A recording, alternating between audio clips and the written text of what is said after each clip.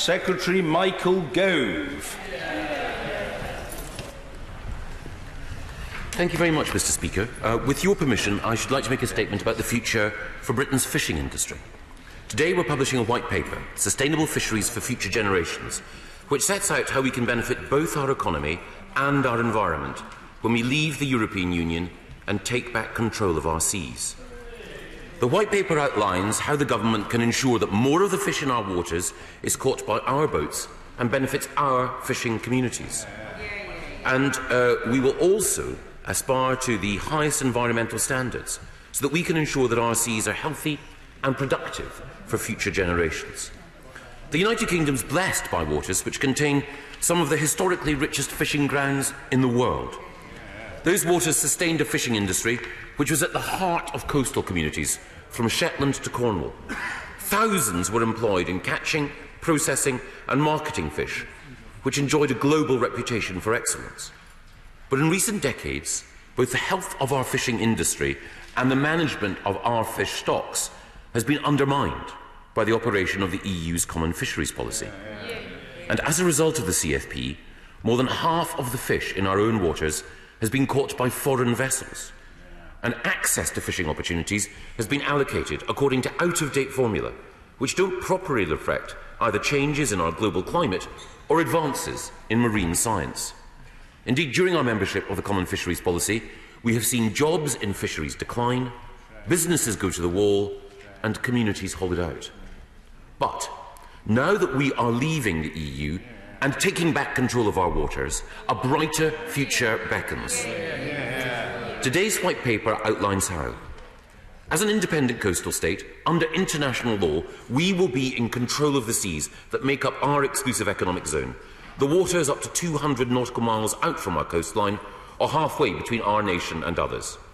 We will determine in annual negotiations with our neighbours who has access to our waters, and we will ensure that any additional fishing opportunities then available to our vessels are allocated fairly and thoughtfully to help support vessels of all sizes and communities across the United Kingdom.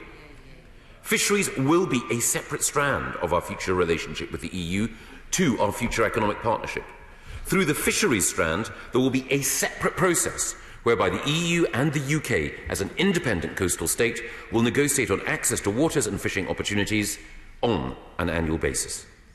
Mr. Speaker, outside the Common Fisheries Policy, we can also be more ambitious environmentally.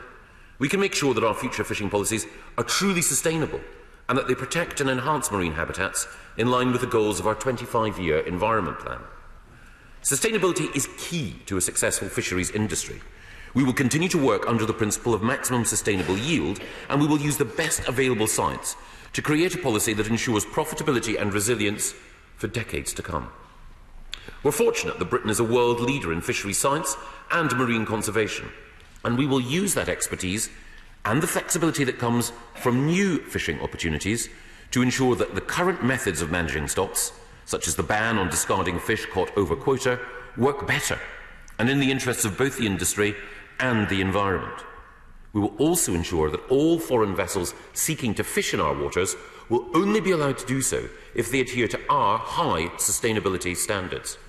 And we will deploy the most sophisticated monitoring technology to ensure that those standards are rigorously policed and upheld.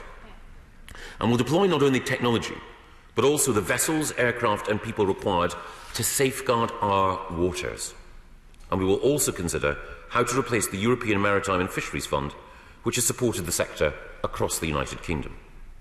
Of course, delivering for the UK fishing industry depends on close collaboration with the devolved administrations, and the White Paper sets out our approach to develop a UK framework for fisheries management that will respect the devolution settlements. And where necessary, we will maintain the overall coherence of the UK's fisheries policy. This will help deliver our international obligations and protect the functioning of the hugely important UK internal market. But there are specific opportunities this White Paper outlines where we can better support the sector in England. We can look at new opportunities for those in the current under 10 metre category who've suffered particularly badly from some aspects of past policy.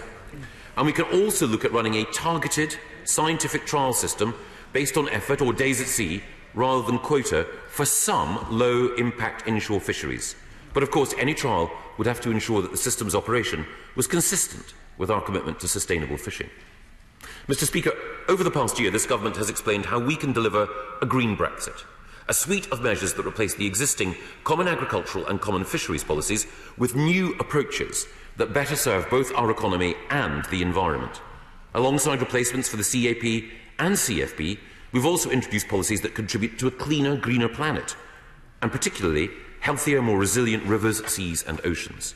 We've introduced reforms to the water industry, introduced a world-leading ban on the plastic microbeads in rinse-off personal care products, called for evidence on new measures to restrict the use of other single-use plastics, and, subject to consultation, we're setting out how we might introduce a deposit return scheme for plastic bottles, ban the sale of plastic straws, plastic stem cotton buds and plastic stirrers, and of course extend the 5p plastic carrier bag charge to all retailers. And we've worked with other nations through the Commonwealth Clean Oceans Alliance and the G7 to further enhance the health and the productivity of our marine environment. And the global leadership that the Prime Minister has shown in securing cleaner seas has been recognised by the United Nations. Now, with our departure from the European Union, we can demonstrate even more ambitious leadership in our own waters. We can regenerate our coastal communities. We can ensure that our fishing industry enjoys an economic renaissance. And we can do so by putting the highest environmental standards at the heart of everything we do. This white paper charts that course, and I commend it to this House. Yeah.